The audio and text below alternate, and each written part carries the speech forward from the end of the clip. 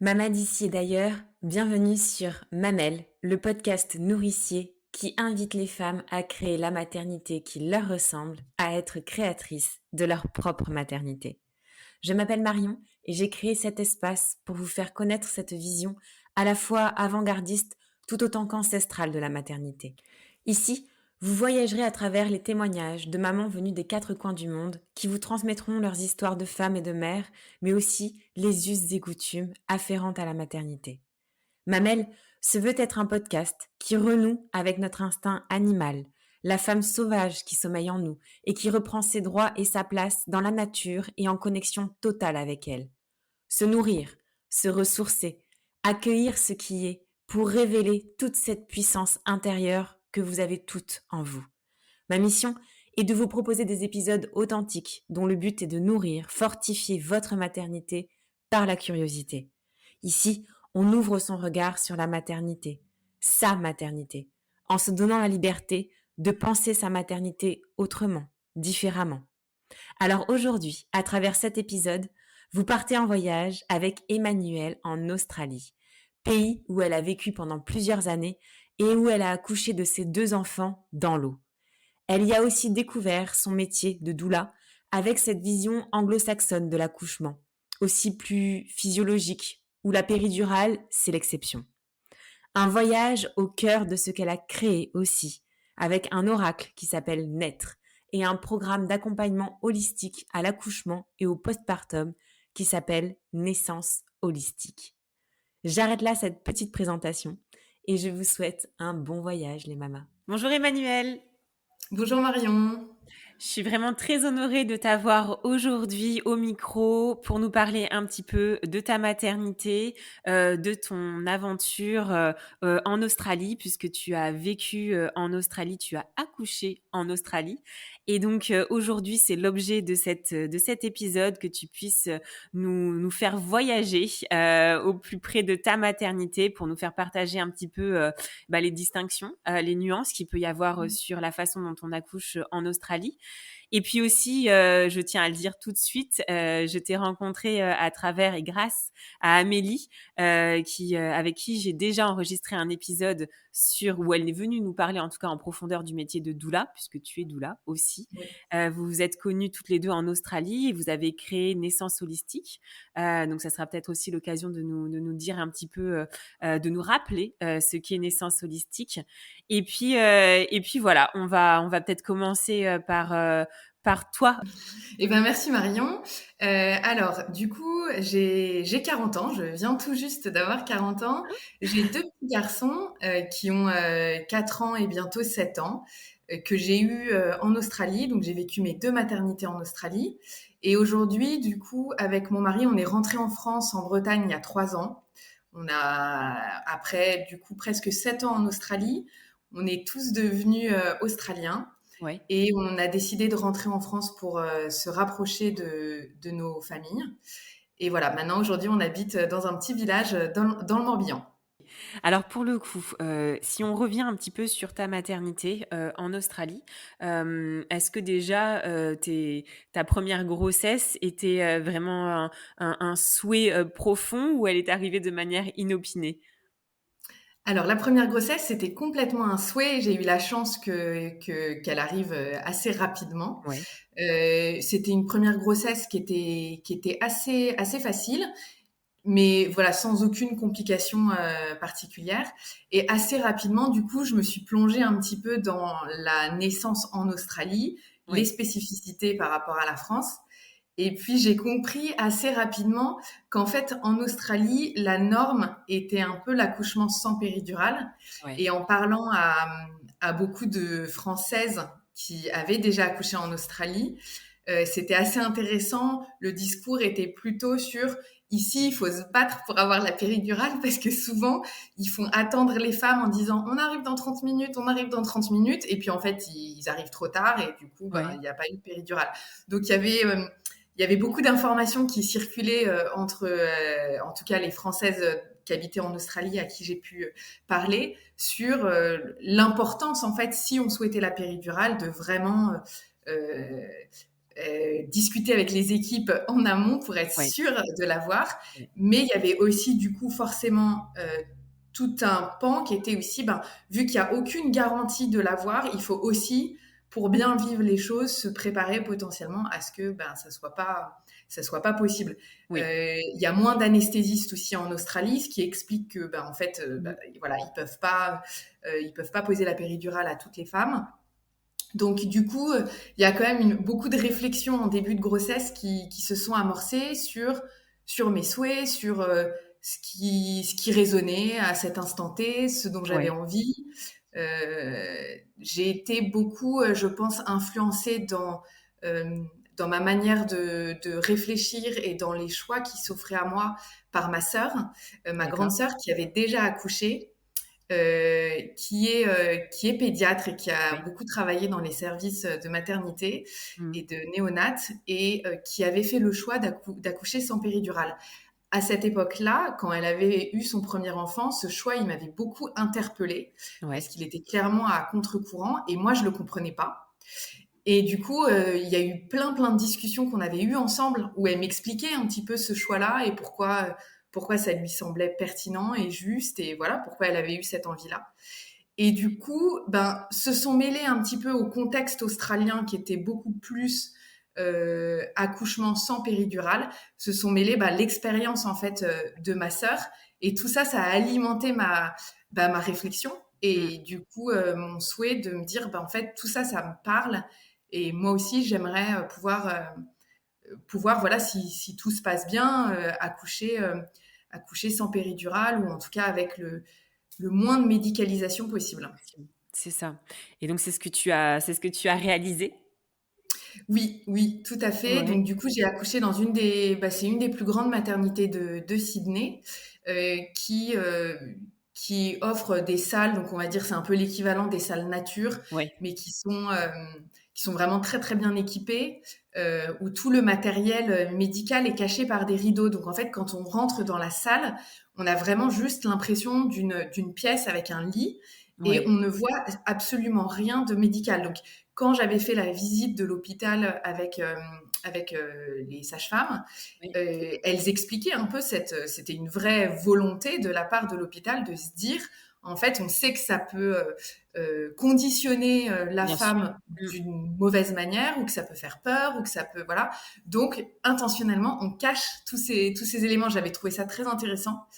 J'ai accouché, donc l'hôpital met à disposition une piscine pour ceux qui le souhaitent. Et du coup, voilà, j'avais une piscine d'accouchement où on peut accoucher aussi dans l'eau. Euh, En France, les hôpitaux qui proposent les piscines, souvent, c'est ce qu'ils appellent des piscines de dilatation. Donc, c'est-à-dire qu'on peut effectuer le travail dans la piscine, mais ensuite, on doit sortir de l'eau pour accoucher. Alors, c'était pas le cas en Australie. Ils nous laissent accoucher dans l'eau. Mmh. Donc pour mon premier bébé, j'ai vraiment accouché dans l'eau avec Magnifique. un énorme respect des besoins de la femme qui accouche et de la physiologie, puisque j'ai accouché dans la pénombre la plus complète. Waouh! Euh, il y avait deux sages-femmes du coup qui étaient là au moment de la naissance de mon petit et elles étaient du coup avec des lampes torches pour voir ce qui se passait et pour éclairer, pour pas gêner, pour voilà. Donc il y Ouais. avait vraiment et ça c'est pas quelque chose que j'avais demandé ou dont j'avais vraiment conscience en fait ce besoin de d'intimité, Ouais. d'obscurité, etc. Donc pour moi c'était vraiment un énorme cadeau que cette intimité-là soit respectée et après, en y repensant, je me suis dit, c'était quand même vraiment fou, en fait, d'avoir Incroyable. ces femmes avec des lampes torches pour, voilà, pour assister à la naissance de mon bébé. Et c'était vraiment, non, c'était une très, très belle première naissance. C'est ce qui t'a donné envie, d'entamer la formation de doula? Alors non, pas du tout. Parce qu'en fait, je pense qu'à ce moment-là, je connaissais pas encore le métier de doula, qui D'accord. est pourtant assez répandu, enfin en tout cas beaucoup plus répandu Mmh. en Australie et dans les pays anglo-saxons de manière générale qu'en France. Mmh. Donc ça s'explique de manière, on va dire, historique et culturelle, mais c'est aussi lié évidemment au fait que les accouchements sont moins médicalisés, que le taux de Oui. péridurale est beaucoup plus faible qu'en France, et que du coup, les femmes ont davantage besoin d'un soutien émotionnel, physique, etc. Pour vivre l'accouchement. Et donc, de là est né aussi les rôles des doulas en Australie. Mais à ce moment-là, moi, je ne connaissais pas le métier de doula. Il Ouais. y avait personne autour de moi Mmh. qui avait fait appel à une doula. Et donc, en fait, 4 mois après mon accouchement, alors j'ai eu un postpartum assez compliqué Oui. pour mon premier enfant. Mmh. Je pense que c'était difficile a posteriori parce que je pense que j'ai fait une dépression postpartum, Ouais. mais je m'en suis pas du tout rendu compte au moment où je vivais les choses. Donc, je voyais bien que D'accord. j'étais pas dans mon état normal, Ouais. Mmh. que ça se prolongeait, voilà, trop longtemps pour juste que ça soit le bouleversement hormonal, on va dire, plus classique ou le baby blues. Mais je pense qu'il y avait un espèce de déni total de me Ouais. dire que moi, hyper forte, je faisais une dépression postpartum. Mon cerveau ne voulait pas accepter C'est la ça. chose. Oui. Mais je pense que j'étais complètement en dépression postpartum parce que beaucoup de mal à lâcher prise en fait, entre la différence entre ce que j'avais peut-être imaginé ou ce que j'espérais et la réalité de ce début de maternité que je vivais avec un bébé qui pleurait énormément, qui avait des besoins qu'on n'arrivait pas à comprendre en fait. Donc il y avait aussi beaucoup d'inquiétude Oui. et une fatigue extrême. Et du coup, 4 mois après l'accouchement, j'ai vraiment ressenti ce besoin, mais viscéral, de me dire que là, pour trouver de l'énergie, que j'arrivais plus à trouver dans mon foyer, en fait, Oui. chez moi, je donnais tout, mais j'étais plus nourrie. Mmh. Euh, de l'extérieur, j'avais besoin de sortir de chez moi et de faire quelque chose. Donc, du coup, j'ai décidé de reprendre mon travail plus tôt. Donc, souvent, bon, en Australie, la plupart des personnes prennent au moins 1 an, Ouais. 6 mois minimum, on va Ouais. dire. Moi, j'avais prévu de prendre 6 mois.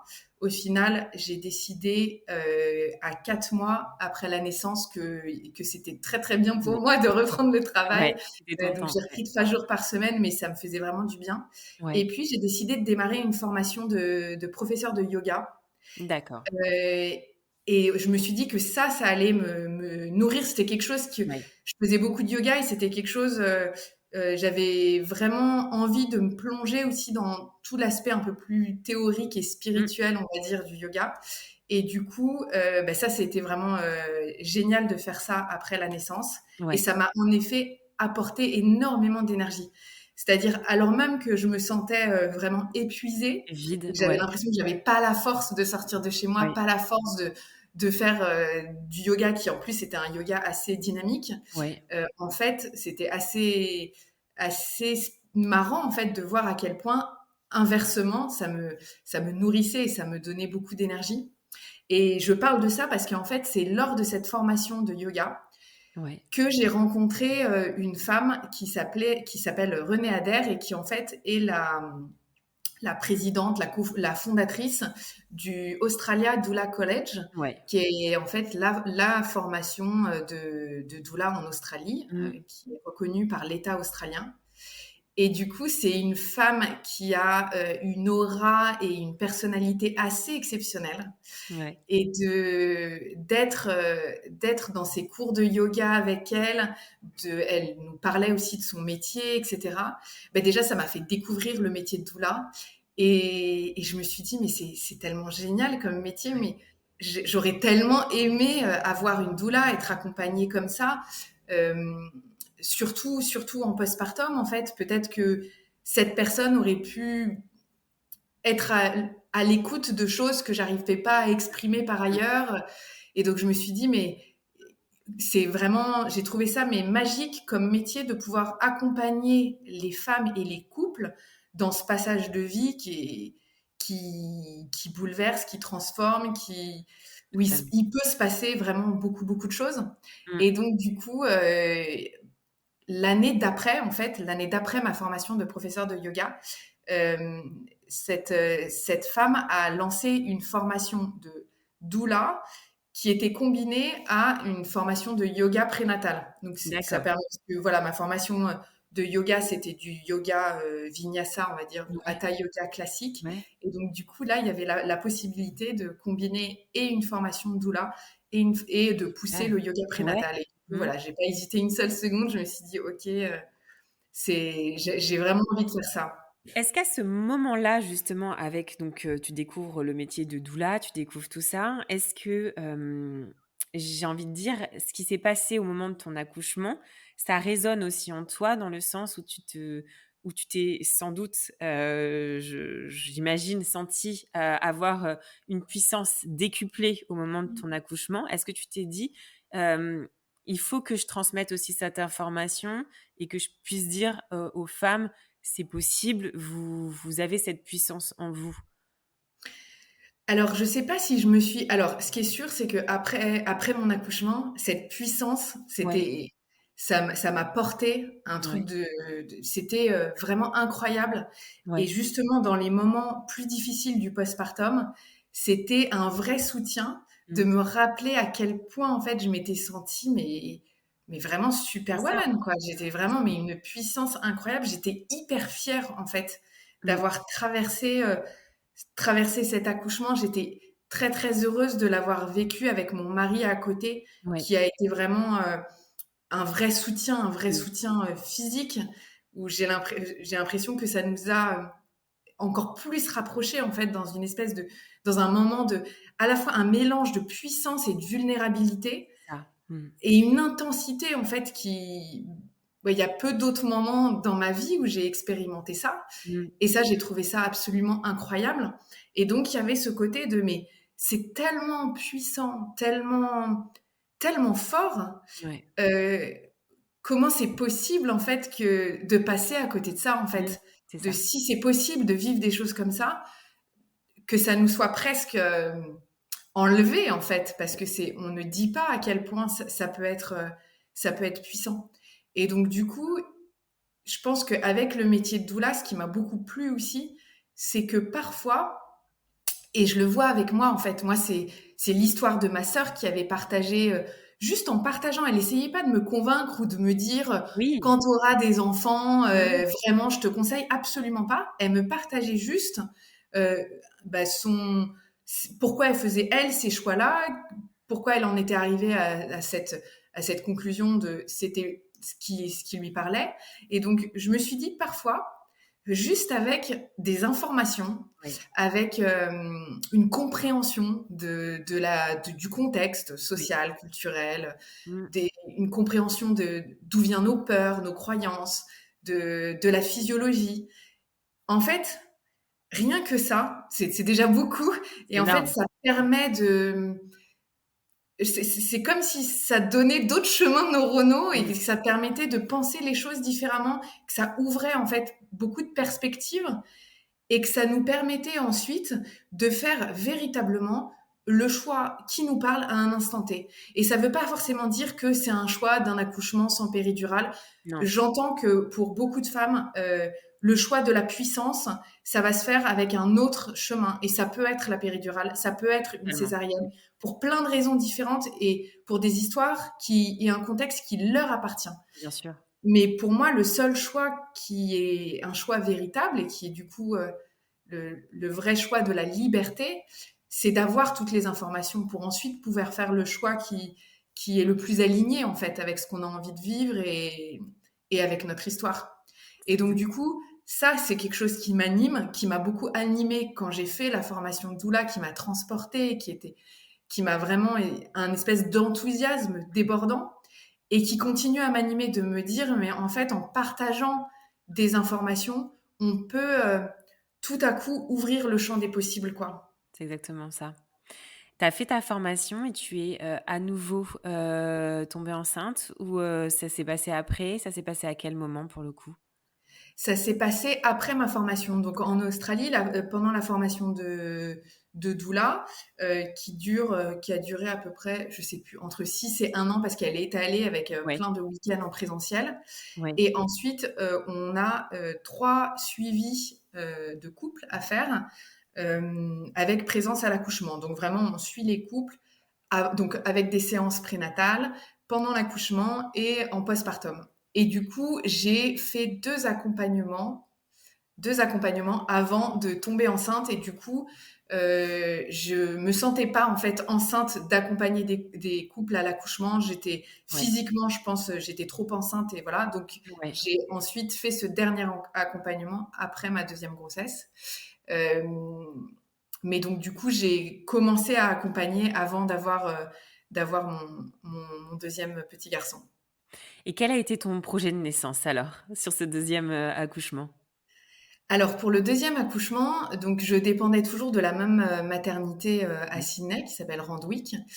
Et dès mon premier rendez-vous, ils m'ont tout de suite parlé d'un programme qu'ils avaient lancé au sein de la maternité, qui était un programme d'accouchement à domicile, Mmh. en disant que du coup, c'était un programme d'accouchement à domicile, donc les sages-femmes qui faisaient l'accouchement à domicile étaient en fait salariées de la maternité.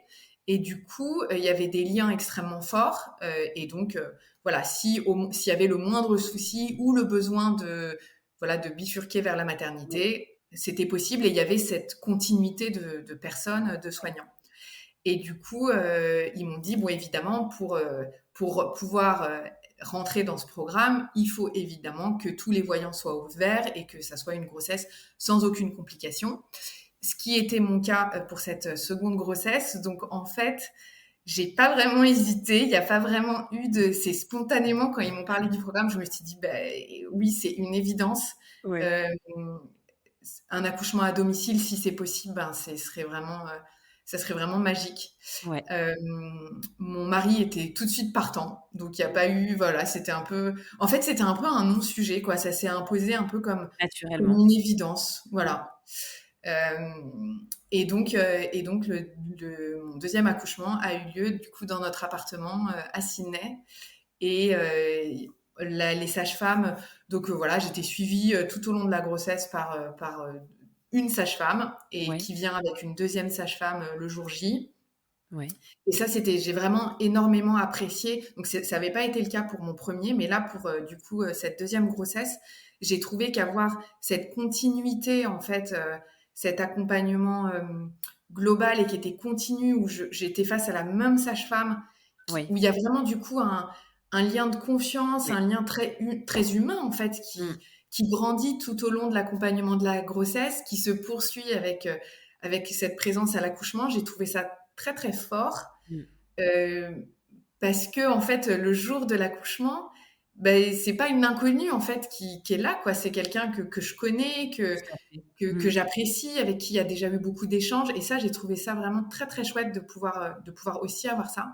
Ouais, Et elles étaient venues 2 ou 3 semaines avant mon terme. Elles étaient venues installer, déposer en fait tout le matériel dont oui, elles ont besoin le jour J. ouais, Et puis voilà, mon mari avait installé la piscine quand le travail a démarré. Donc il y avait ouais. la piscine d'accouchement dans le Génial. salon. On avait Ouais, un petit appartement, donc la ouais. piscine prenait une grande partie du salon. Euh, et voilà, et donc du coup, tout s'est très très bien passé. Il y a des amis qui sont venus donc le matin de l'accouchement, parce que le travail a démarré le matin, D'accord. et qui sont venus récupérer mon aîné. J'avais pas très envie en fait. Enfin, c'était quelque chose de partagé avec mon mari. On préférait vraiment être tous les deux, Ouais. et j'avais pas forcément envie que mon aîné soit présent. Pour le coup, Mmh. on s'est vraiment posé la question en se disant, ben, est-ce que on a envie qu'il soit là ou pas? Puis on s'est dit, bah, on préfère qu'il soit avec, voilà, avec d'autres copains. Ouais, Donc, des copains sont venus le chercher, sont venus le récupérer le matin. Et puis, et il est revenu le lendemain matin. Et ouais, donc, entre-temps, ben, notre deuxième petit garçon était né. ouais. Et on a passé, donc ça, c'était vraiment, vraiment magique avec un accouchement à domicile, de pouvoir accoucher, donner naissance et ensuite aller dans son lit Ouais. et être dans son lit, dans sa chambre, Et avec chez son soi, bébé sur le corps. dans son intimité, ouais. Mmh. C'est c'est vraiment extraordinaire. Tu as accouché à nouveau dans l'eau ou pas? Oui, Oui? j'ai accouché dans l'eau, mais cette fois-ci, donc j'avais fait une partie la fin du travail pour mon premier accouchement, donc les contractions étaient très intenses. Je Ouais. les avais effectuées dans l'eau. Pour ce deuxième accouchement, j'avais pas du tout senti le besoin. Donc en fait, j'étais dans ma chambre pendant tout le travail. Je suis restée dans ma Mmh. chambre pendant tout le travail. Et c'est vraiment au moment de la poussée. Ouais. où là, je me suis dit: «J'ai envie d'être dans l'eau» et du OK. coup, j'ai couru presque jusqu'au salon pour me mettre dans la baignoire et donc du coup, pour le coup, la naissance ayant été très, très rapide, je pense que Ouais. j'ai dû rester, 5 minutes dans l'eau quoi, 5-10 D'accord. minutes. Donc c'était très, très court. Et ton postpartum pour ton deuxième alors, comment ça s'est, passé? Puisque tu avais plus d'informations cette fois, là? Ouais, j'avais beaucoup plus d'informations et j'avais aussi du coup, j'avais une telle appréhension de revivre ce que Et oui. j'avais vécu, pour le premier, pour le deuxième, que Ouais. j'avais fait beaucoup j'avais vraiment fait un gros travail pendant ma grossesse pour essayer de déjà mieux comprendre ce qui m'était arrivé lors du premier et aussi me dire: «OK, qu'est-ce que je peux faire différemment? C'est quoi les points de vigilance? Comment j'ai envie de vivre les choses?» Qu'est-ce que j'avais fait qui n'avait pas forcément bien marché pour moi pour le premier et Ouais. que j'ai envie de faire différemment. Donc j'avais Ouais. un peu essayé de détricoter tout ça et et du coup, j'ai vécu un second postpartum qui était vraiment super, qui n'avait Un lâcher rien à voir prise, ouais. avec le premier. Ouais. Alors évidemment, hein, je pense qu'il y a quand même ce côté de c'est un deuxième, on sait à quoi s'attendre. Et pour le premier, je pense que le bouleversement, l'espèce de vague qui nous emporte, en tout cas moi qui m'a complètement emportée, Ouais. était, voilà, je me suis complètement laissée emporter très Ouais. très très loin. Et je pense qu'il y a quand même, il y a quand même quelque chose qui est lié à l'expérience quand même et de se Ouais. dire bon ben voilà, je sais ce que c'est, du coup je vais moins me mettre la pression.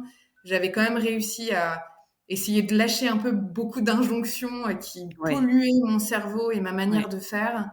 Euh, j'étais, je suis pour le premier aussi, j'avais vraiment ressenti ce côté extrêmement mammifère et instinctif. Donc ça Ouais. m'avait vraiment reconnecté aussi à moi et ça a fait que dans cette période qui était compliquée dans le premier postpartum, en fait, il y avait des moments un peu de grâce en fait où quand j'étais avec mon bébé, ou que j'allaitais mon bébé ou qu'il était tout nu sur mon torse et tout, en fait, c'était, je me sentais vraiment, mais vraiment physiquement, j'avais l'impression d'être une louve, une lionne. Je me Ah. rappelle, je le disais Mmh.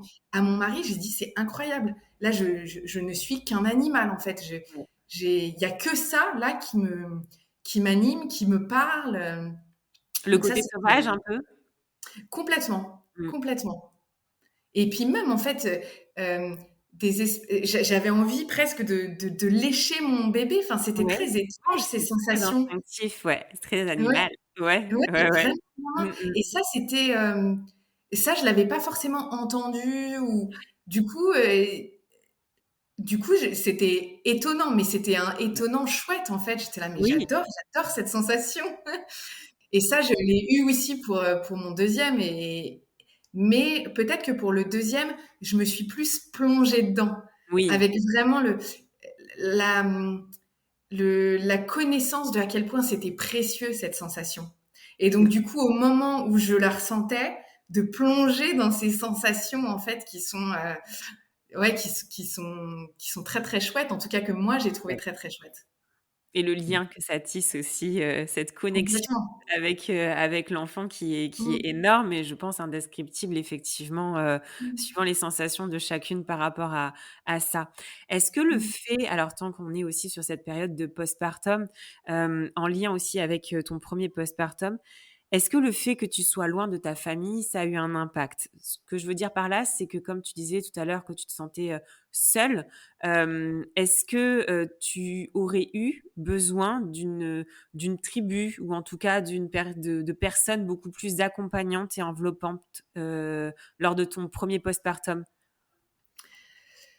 Alors, c'est difficile. J'ai envie de répondre oui, comme ça, mais c'est difficile de vraiment le dire parce que je pense que j'étais très entourée. J'avais des amis très, Ouais, très proches autour de moi. Donc, j'avais cette chance-là, en fait, d'avoir des amis qui, en fait, des amitiés qui avaient 15, 20 ans, en fait, ouais, qui dataient de la France et qui étaient vraiment autour de moi en Australie, puisqu'on s'était retrouvés un peu par ouais, hasard habitant à quelques rues d'intervalle. Et, et j'étais entourée, du coup, j'avais quand même des gens très proches qui font partie de ma tribu ou de mon village qui étaient autour de moi. Mais c'est comme si hem, c'est comme si la personne un peu sociale ou en représentation en société prenait le dessus, même avec ces personnes où j'ai pas besoin de mettre de masque en fait, où j'aurais pu, mais c'était même pas intentionnel. C'était pas que j'ai voulu cacher à ces personnes proches, c'est que je me le cachais à moi-même. Après, évidemment, j'aurais avoir ma famille autour de moi, Mmh.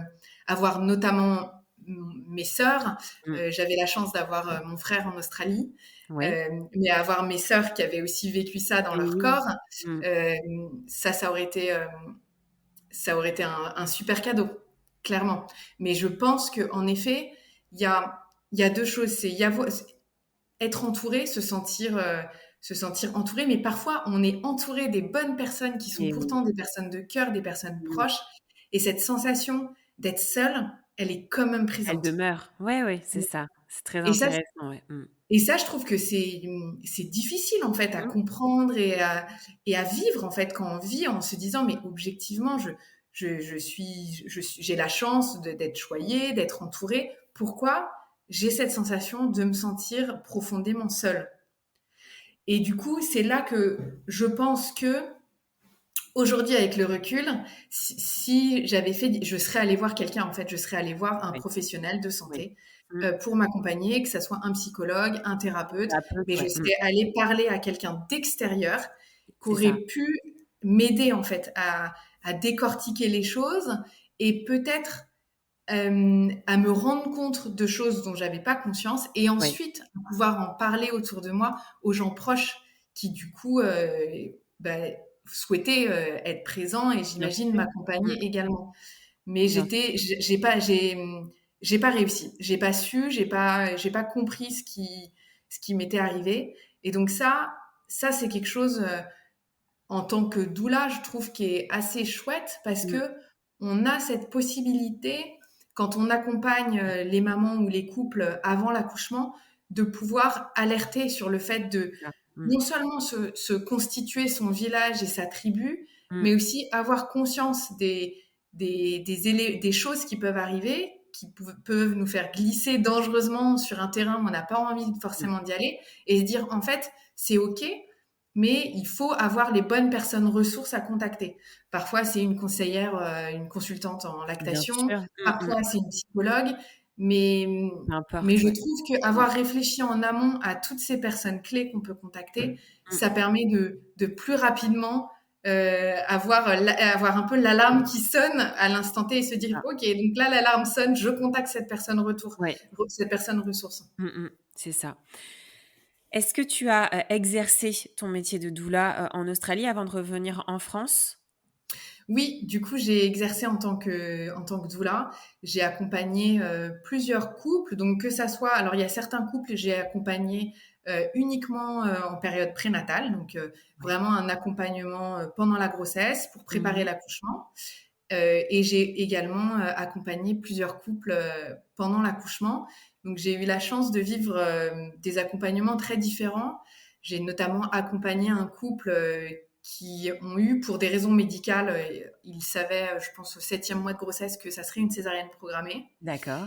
Et du coup, je leur avais dit, est-ce que vous voulez maintenir est-ce que vous souhaitez que je sois là, Oui. sachant que la doula ne pouvait pas être dans la salle d'opération. Donc Oui. c'était une seule personne dans la salle d'opération, ce qui se comprend bien. Oui. Donc c'était donc son mari qui était avec elle. Mais on a maintenu l'accompagnement et ça, c'était Ouais, une expérience assez forte parce que j'imagine. je Mmh. suis venue à l'hôpital avec eux. J'ai assisté à toutes les préparations avant la Ouais. salle d'opération, donc vraiment quand la bétadine, Ouais. toutes les préparations. C'était une femme qui avait déjà subi plusieurs opérations pour diverses raisons médicales, Ouais. donc il y avait beaucoup de peur et Mmh. d'appréhension liées au médical. Donc il y avait un énorme travail pour Mmh. justement essayer de rester connecté au bébé, essayer aussi de baisser un peu le rythme cardiaque et donc un gros travail sur la respiration, sur le fait de pouvoir s'apaiser en fait, C'est ça. s'auto-apaiser, Oui. etc. Mmh. Euh, un partenaire qui était extrêmement présent et avenant. Donc ça, c'était aussi, ils avaient une très belle complicité. Et du coup, de pouvoir accompagner ce moment-là, c'était vraiment, vraiment magnifique. On avait aussi travaillé sur leur projet de naissance de Ouais, césarienne, en fait, d'une oui. césarienne plus douce. Mmh. Euh, donc ça, c'était aussi nouveau pour moi. C'était il y a 4 ans, je crois, Ouais, de pouvoir accompagner sur une césarienne plus... Donc en Australie, ils appellent ça Family Centered C-section. Donc ouais, voilà, césarienne centrée sur la famille. ouais, Euh, et, euh, et ensuite, elle allait en salle de réveil.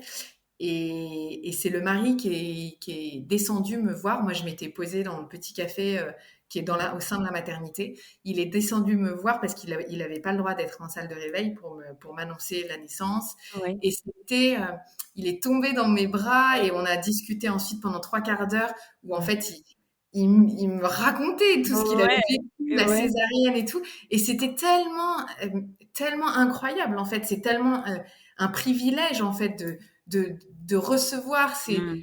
ces premiers mots, Ouais. ces Ces sensations, émotions, ces c'est ça, émotions. oui. C'était exceptionnel, vraiment. Et là, je me suis dit, mais accompagner cette famille pendant cette césarienne, c'était vraiment une expérience vraiment incroyable. Incroyable et puis c'est très intéressant de dire justement de ne pas associer forcément, l'accompagnement que peut avoir une doula à forcément un projet de naissance, sans péridurale, tu l'as déjà dit tout à l'heure et voilà, je pense que c'est très, très important aussi de le rappeler ou du moins d'informer aussi que même si on a une césarienne, programmée ou quel que soit le projet qu'on ait, la présence d'une doula, est toujours utile, nécessaire et possible. Ah oui, complètement, complètement. Et ça, c'est vrai que c'est un espèce d'idée reçue que la doula, c'est pour les accouchements à domicile ou les Mmh, accouchements sans péridurale, c'est ça. alors qu'une doula, c'est une personne qui accompagne le couple dans le fait de devenir parent, C'est donc ça. pendant la grossesse, l'accouchement ou pas, ou le postpartum. Rarement d'ailleurs pendant l'accouchement en France, puisqu'il y a Oui. très très peu d'hôpitaux ou de maternités qui sont OK avec cette C'est option-là, ça. malheureusement Mmh. encore. Mmh J'espère mh. que les choses vont changer avec les Oui. années. Mais du coup, en effet, en fait, pour moi, en fait, c'est vraiment l'idée de se dire que quelque part, quelle que soit la manière dont se déroule l'accouchement, et encore une fois, en fait, c'est vraiment quelque chose dont on ne sait pas. En fait, c'est un inconnu total. On peut pas savoir comment va se passer l'accouchement. Mmh. Donc, quelle que soit la manière dont ça va se passer, en fait, il y a un certain nombre d'informations, de soutien, d'accompagnement, d'écoute, de réflexion, en fait, qui sont nécessaires ou en tout cas qui sont vraiment utiles à avoir en amont, mais aussi après la naissance. Et donc ça c'est absolument pas lié. Tout le monde, qu'on ait une péridurale ou une césarienne, en fait, on va vivre la Mmh. transformation de devenir mère, de devenir parent. Et du coup, ben, l'accompagnement là-dedans peut avoir du bon. Est-ce que l'impact du sans péridurale australien, a eu un impact sur toi, ta vision d'accompagner ou pas du tout? Il y a plusieurs éléments. Déjà, je pense que ce qui m'a un peu mis en colère, Mmh. c'est le fait que en France, les choses, elles sont très binaires. Mmh. Bon, je pense dans le monde de manière générale, mais en tout cas, moi, j'étais en France et donc je les ai vus en France et que du coup, j'avais l'impression qu'il y avait une scission totale Mmh.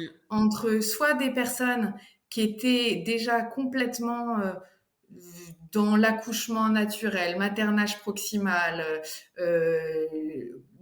un peu tout ce qui n'est pas médical, etc. Et Mmh. puis l'autre extrême, et que ces deux, donc qui est complètement pro-médical, et pourquoi on va souffrir pour rien, on Oui, se aux fait bien aux anesthésier antipodes, ouais. quand on se Mmh fait mh. arracher les dents, donc pourquoi voilà, on n'est pas maso, et C'est ça.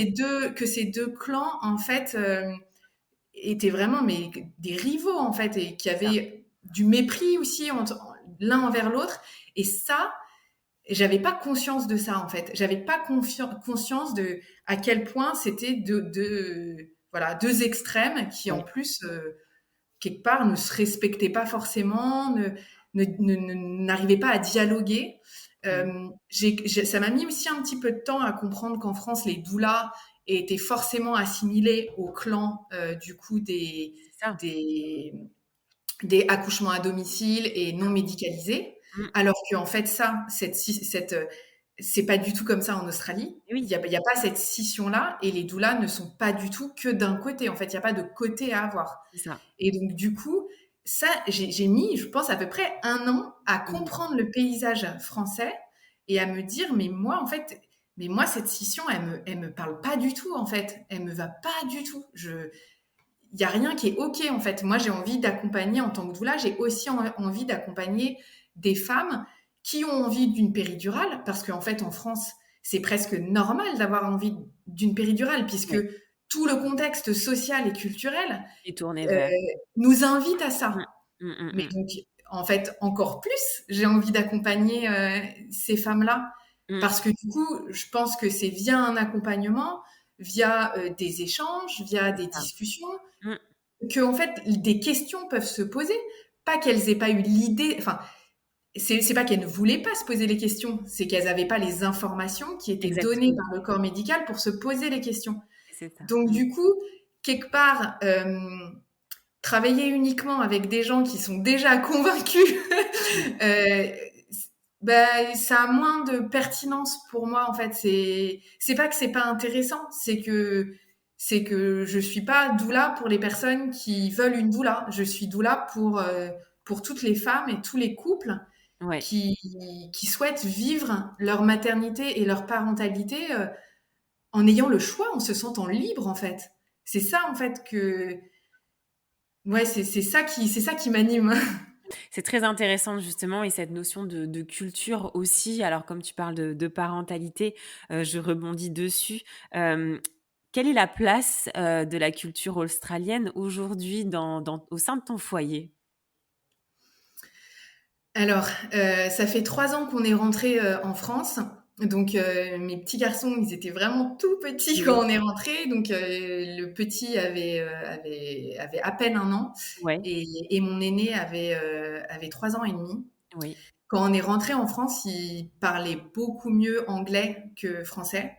L'anglais, c'était sa langue de jeu. C'était quand il jouait tout seul avec ses Playmobil, il parlait en anglais, il chantait en anglais. Et du coup, le fait de rentrer en France, il y a eu un effet où il s'est dit, OK, en fait, je maîtrise pas du tout bien cette langue, je connecte pas avec les enfants de mon âge parce que je connais pas les oui. mêmes choses. Je vais oublier l'anglais et je vais ne parler que français, Français, etc. Donc, ouais. c'était assez intéressant de voir ça. Il a en effet vraiment oublié complètement l'anglais. Et il y Mmh. a eu un peu un rejet où Ouais, on avait ramené tous les livres australiens qu'on lui lisait, etc. Puis il voulait surtout pas qu'on le lise en anglais. Donc, on a respecté ouais. ça. On se dit, ça Mmh. reviendra bien un jour. Mmh. Euh, Aujourd'hui, ben, on parle beaucoup de l'Australie déjà parce qu'on a beaucoup de photos chez nous Oui, de l'Australie, qu'on a des amis qui habitent encore en Australie, qu'on revoit tous les ans, oui, euh, que ça interpelle beaucoup mes enfants de savoir qu'ils sont nés en Australie, qu'ils oui, sont australiens oui. et que l'Australie est à 24 heures de la France et qu'il faut prendre 2 avions. Donc ça, ils ont bien en tête que c'est l'autre côté de la planète. C'est ça. Euh, Aujourd'hui, au quotidien, dans notre famille, on a beaucoup de tableaux aborigènes. C'est la seule chose. On n'a rien ramené d'Australie.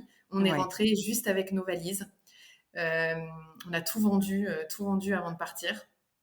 La seule chose qu'on ait ramené, c'est des tableaux aborigènes et mmh, qui sont des grands tableaux. Donc, ils sont très visibles chez nous. ouais.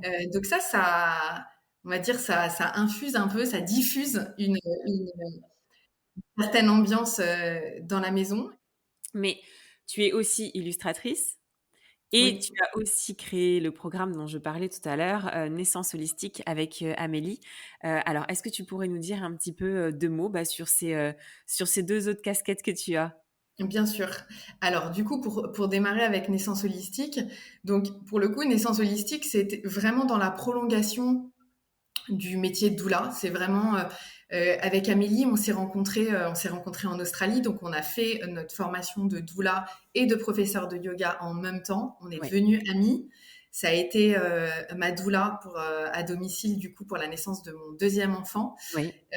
Donc, avoir une doula qui était doula et amie, c'était vraiment Génial. extra. Ouais. Et il se trouve qu'on est rentré en France après plus de 7 ans passés en Australie, à quelques mois d'intervalle. Ouais. Et, euh, et du coup, géographiquement, moi, je savais que j'étais pas du tout stable géographiquement, donc je pouvais pas chercher du travail ou voilà, je me posais un peu des questions sur comment j'allais exercer, ce que j'allais faire au niveau professionnel, Mmh. sachant que géographiquement, j'allais encore bouger.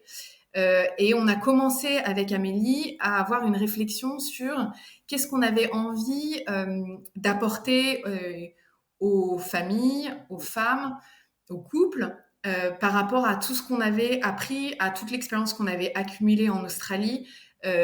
Amélie a une très grande expérience en tant que doula, bien plus grande que moi, puisque moi, je me suis arrêtée quelque temps, mais elle a exercé en tant que doula pendant plusieurs années. Et donc, elle a accompagné vraiment des centaines de familles.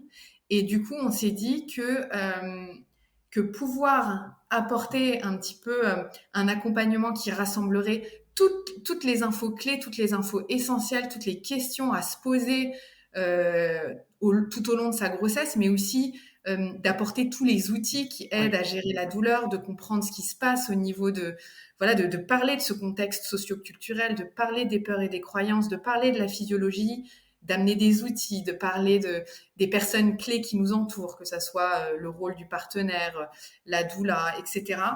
Ça nous semblait être un peu un socle d'informations indispensable qu'on voulait partager au plus grand nombre. Et donc, on a créé Naissance Holistique, on s'est associé, on a créé Naissance Holistique, Ouais. qui est vraiment un accompagnement qui aujourd'hui on le propose de différentes manières, donc soit par un abonnement mensuel, Mmh. donc tous les mois, il y a un abonnement et du coup, les couples ont accès à toute cette information, donc sous forme de vidéos, d'audio, de fiches PDF, de Ouais. présentations animées, voilà, il y a Ouais. Tout support. Ouais. plein de supports différents. Il y a aussi des professionnels de santé qui interviennent dans notre programme, donc sage-femme, Super. pédiatre, Mmh. consultante en lactation, etc.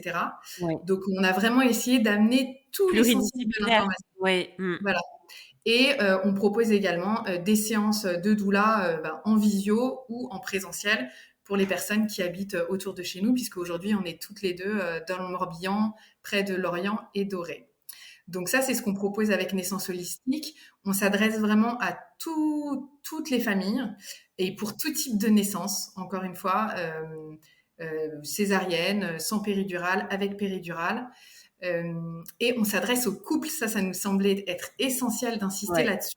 On s'adresse aux deux parents qui attendent un enfant parce que en fait, le ou la partenaire ne peut être une personne clé, c'est une personne clé, une personne Une ressource ressource, ouais. clé, Mmh. mais elle ne peut avoir ce rôle-là Mmh. que si elle a les informations. Bien sûr. Donc Mmh. pour nous, que ça soit la femme enceinte qui soit la bible de la grossesse, de l'accouchement et du postpartum, Ouais. c'est pas que ça sert à rien, mais c'est que la moitié du travail.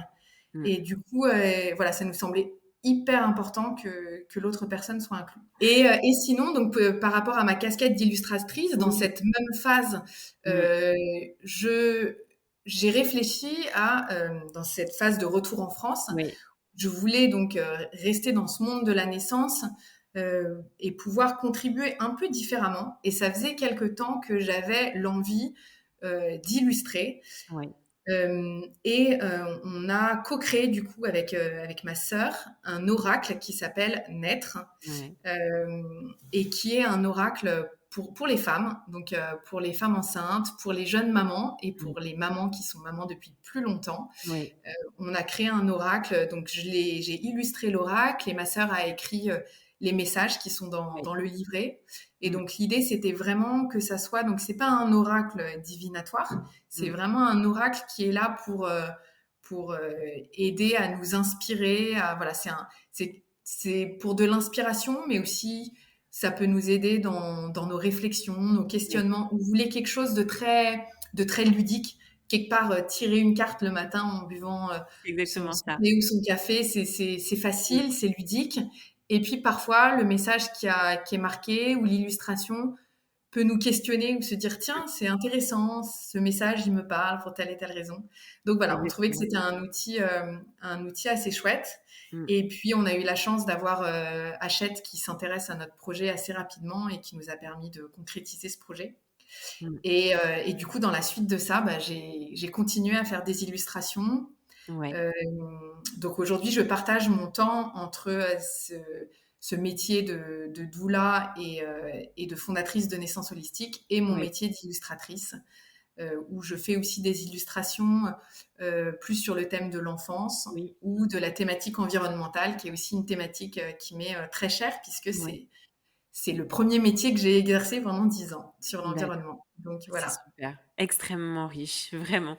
Merci beaucoup Emmanuel pour finir peut-être cet épisode sur une note un petit peu, sucrée. Mais est-ce qu'il y a un plat, un peu emblématique, australien dont tu souhaiterais nous faire part ou en tout cas que vous continuez peut-être, de déguster aussi en famille encore, en France?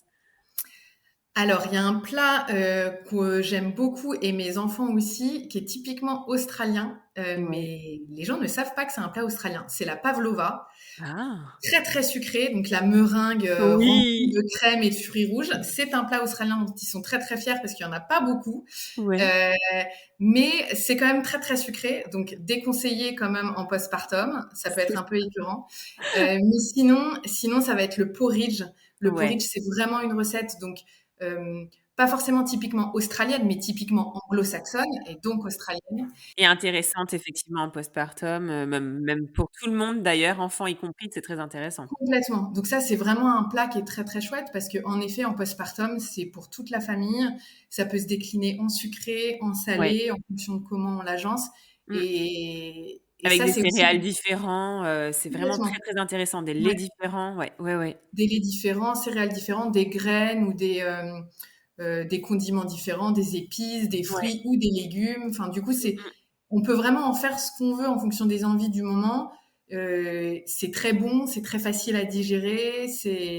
Donc c'est quelque chose, ben, moi que j'ai beaucoup beaucoup mangé pendant mon postpartum. Ouais. Et c'est vrai que c'est un plat qui reste aujourd'hui chez nous et qu'on fait régulièrement avec les enfants.